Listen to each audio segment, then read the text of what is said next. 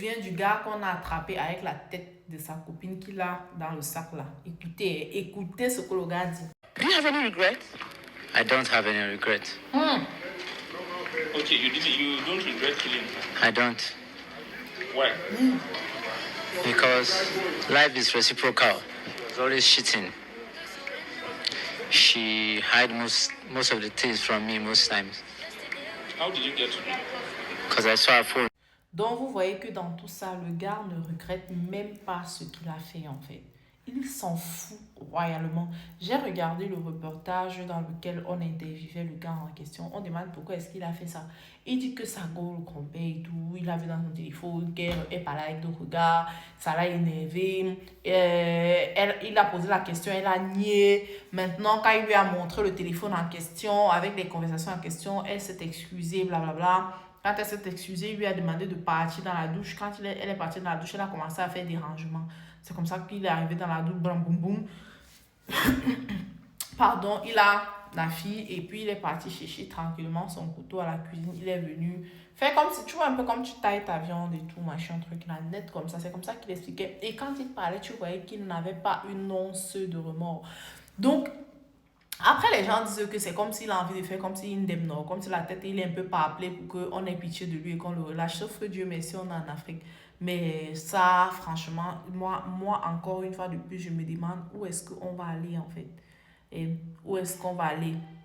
Genre, qu'est-ce qui t'a fait croire que tu as le droit de prendre la life de quelqu'un? Tu t'es dit ça à quel moment? Sa famille endeuillée, sa soeur pas lui poser la question. Donc, c'est toi qui as rythme nos recettes. Il dit que oui. Tu as des regrets. Comme il dit dans la vidéo aussi, partout, il dit qu'il n'a aucun regret, en fait. Donc, pourtant, au départ, on disait que c'est parce qu'il a dit sur le champ aux policiers que c'est parce qu'il voulait être célèbre, il voulait devenir un chanteur célèbre, un chanteur qu'on acclame quand il passe partout. Le pire, c'est qu'il chante très bien. Sauf qu'il y a des gens, généralement, qui veulent courir plus vite que leur ombre. Ton ombre à Yaoundé, toi, tu veux déjà être à Douala. Est-ce que ça fonctionne comme ça? Ah! Non, l'affaire, ça m'a fait froid dans le dos.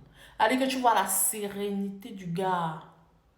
Dieu merci, on l'a attrapé. Après, il allait commencer à chanter, les gens allaient tomber comme le Michael Jackson. Les nous, comme ça, là, que parfois, quand nos cœurs font mal, on se met, on commence à mettre des chansons religieuses. Quand il y a des chansons religieuses, tu fais une bombe, les aïe.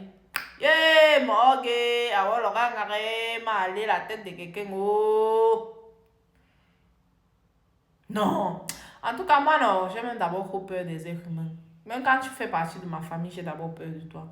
Tu fais partie des miens, j'ai peur de toi. J'ai même peur de moi-même. J'ai peur de moi-même. Combien de fois les étrangers, en fait. En tout cas, que Dieu nous aide seulement. Parce que non.